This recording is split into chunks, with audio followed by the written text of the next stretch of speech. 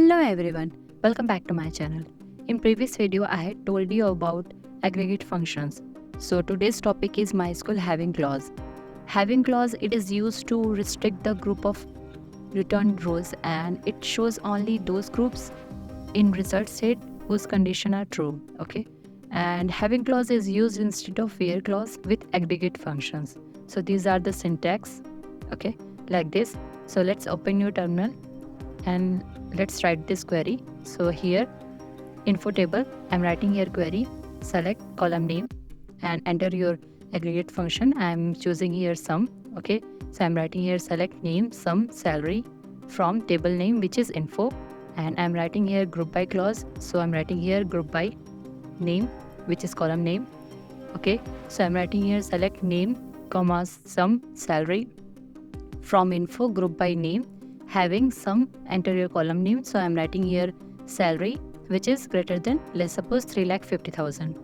Okay, so let's see what is the output. So here is showing all the salary which is greater than 3,50,000.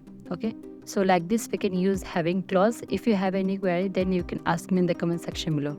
Okay, so let's check it in the terminal with another example.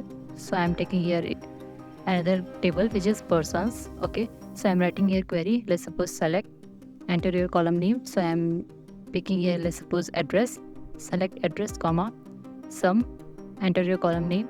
So I'm writing here, let's suppose age.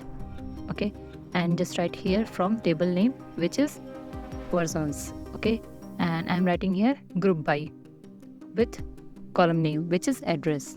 Okay, select address sum age from persons group by address and write here having clause. So I'm writing here having and sum function in bracket, enter your column name. So I'm writing here age which is, let's suppose, less than 25.